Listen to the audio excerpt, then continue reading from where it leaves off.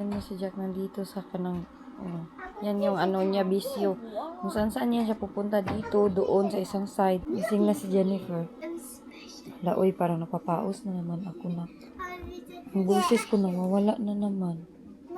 Yeah? Our visitor special. Yeah. He's our visitor. Is my voice gone? Is it going? A little bit. Little bit? Oh no. And his. And his voice as well? Jackie boy, get down na.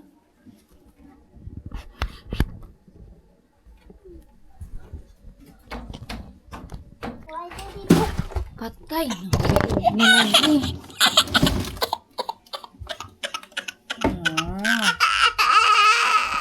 Good ni ka, behave. Uy. No, Clyde. Behave ka, behave. Good boy. Baka mapiang to siya, be.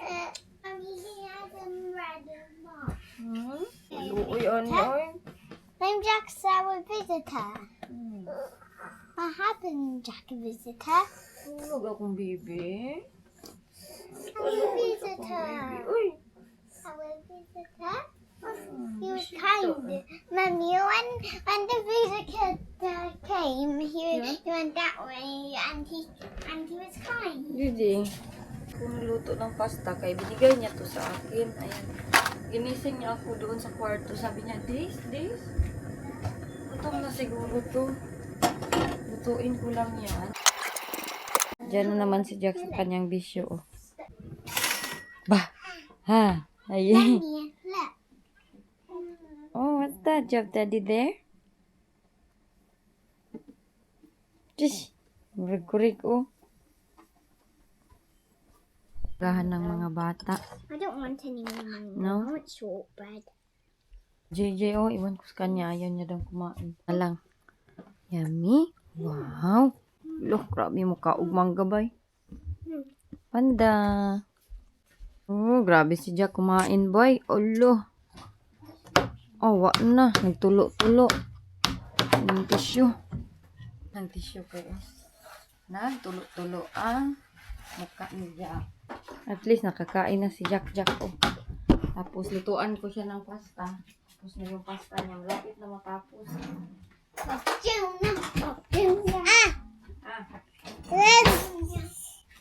Pasta ni Jack luto na. Hot nak hot. Wait sa ka. It's hot pa. Wait sa ha. Hot pa lang. Ano ba yan? Masarap. Agoy. Excited ka mo kaon? Yes, pasta. Jack, Jack. Eat na. Tukua po atong gihungit. Uy! Gutom na pala to si Dodong. Alo, grabe paningkamot kain, uy. Bote pa itong mga bata. O, nakabihis na silang tatlo. Napaliguan ko na. O, naligo na silang tatlo. Si Jack, si Jenny, at si Jessica. Nakagawa na ng buhok. Aalis yan sila. Silang dalawa. Tapos, ayan, itong isa nag-request na magpa-braid daw siya sa kanyang buhok. Ay, nag-braid naman ako. Up to you. Ito dito, lilinisin ko pa. Marami pa akong kailangan linisin ng gamit ni Jack. Busy si Jack dyan, oh. Nak, will you just tidy all of those? Make the sofa empty, please. You get it. This is JJ's, so JJ had... Hi! Hi! Sleepy na ka? Oh, sleepy ako, baby. Agay. Lalubat ni Jack. Hala. Nak, turn off the rice, sabi. Nagian man ito ng bagyo. Ito, same. Grabe din ang kalat. Ayan, kalat pa more. Si Jack. Oh. Jack, tidy na ka room, nak. Oh. Wala na. Sobrang kalat nito. Kailangan ko itong linisin ng mabilisan kay... Oh, mga napi, mga ano. Kinuha yan lahat ni Jack doon. Linisan na naman natin to. Ay, nako. Check ko lang, nak. Unlock sa Dakar lang, be. Diba ito ang ating Sugoon. Hinta mo na ako dito. May nabasa akong comment ba, deleted na ngayon. Diba, ang dami-daming issue na nangyari sa amin. Nakulong ako, ganito, ganyan. Tapos, basta marami yung issue. Kung nakapanood kayo sa aking vlog, nakasubaybay kayo, masubaybayan ninyo kung ano yung nangyari at mga ganap-ganap. Nabasa ko bitaw yung comment, sabi, di daw makontento sa isang asawa. Kaya daw ako nag-acting-acting ng ganito kay gusto ko daw ng ibang asawa, ibang lalaki sa buhay ko, ibang kasama sa buhay ko. Hoy, alam nyo ba? Never in my life na nangharap ako may iba akong asawa, no? Kay isa pa lang nga yung asawa ko, nakulong na nga ako. Lalo na pag madami akong asawa na hindi ako makontento sa isang asawa na baka kulungan talaga ang ano ko. Kay mapanakit na inday. Ano ka man, tanggap ko man din kasi yung mga kasalanan ko sa buhay. That's life. Things happen para maka-learn tayo ng lesson. At may nag-ano din sa akin, nag-message na wag ko daw sisihin yung aking self dahil kung hindi lang daw yun ginawa ni Wayne, eh hindi daw mangyayari yung lahat. Wala daw akong kasalanan, kaya wag ko daw i-blame yung aking self na kasalanan ko kasi kaya nakulong ako. Yun din kasi yung sabi niya, kasalanan ko daw kaya ako nakulong. Choice ko daw yun, kaya ako nakulong. So, be it, akin lang ang kasalanan. Tanggap ko man aking kasalanan lahat. Hindi ko dininay talaga na hindi ko kasi kasalanan kaya ako nandito ganyan. Pero mali na yung sasabihin ng iba, na mali na yung sasabihin ng iba, yung sabihin na di makontento sa isang asawa. Ako, sa amin sa Bisaya, bana yung word ng asawa. Ay kalang kunin ko yung mga natin doon sa loob. Kaya ako lang, kung ako lang talaga, no? Papiliin.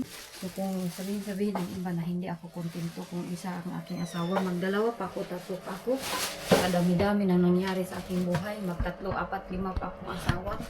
Kung ako lang, huy, peaceful ang life.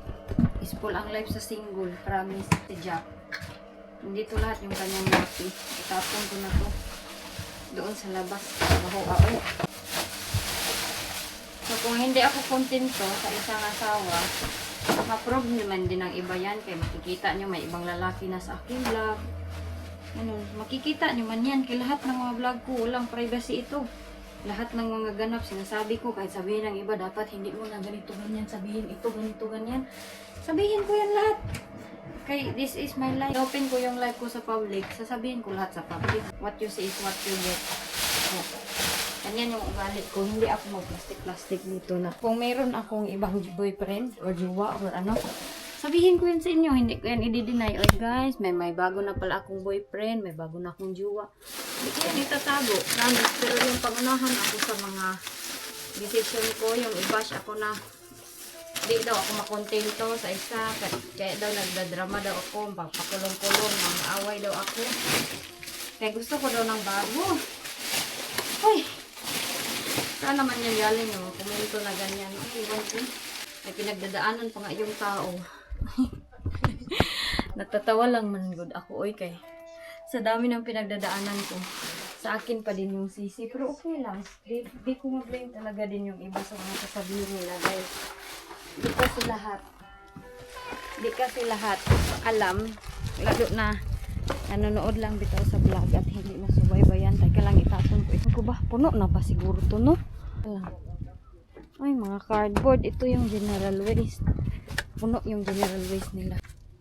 Nagtapon ako dito kahapon. Ngayon, hindi nag-ano yung iba. Hindi sila nag-recycle.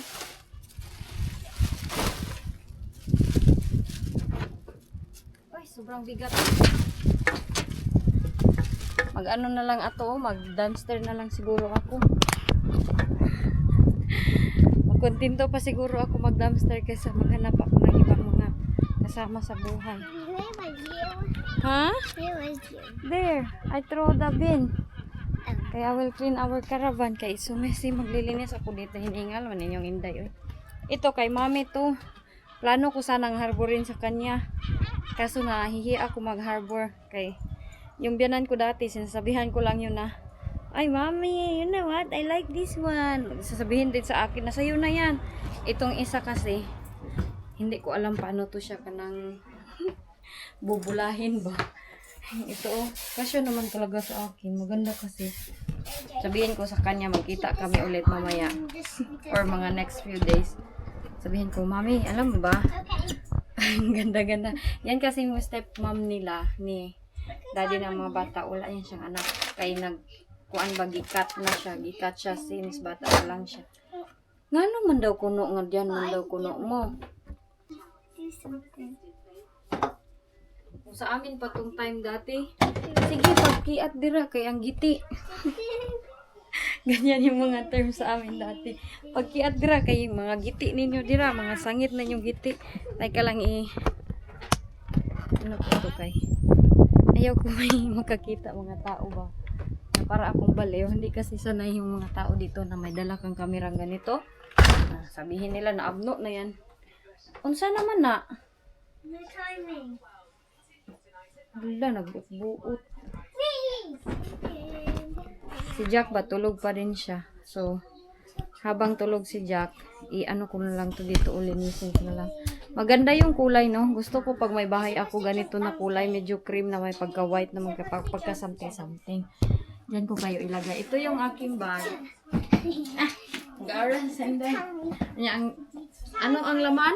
Nape. Okay, very good, very good. So, ito, kunin ko ito. I'm so kuan. Alin na kay mag-make ta sa inyong hair. Why? Ito, itapon na to. Tell me why. Why? Oh, why? I don't know why. Anong ilang hair mo? Ingon dad why? Sige. Yeah, but we're playing. Help ko be. Dito be. Tidy be. Please. Abot ninyo eh.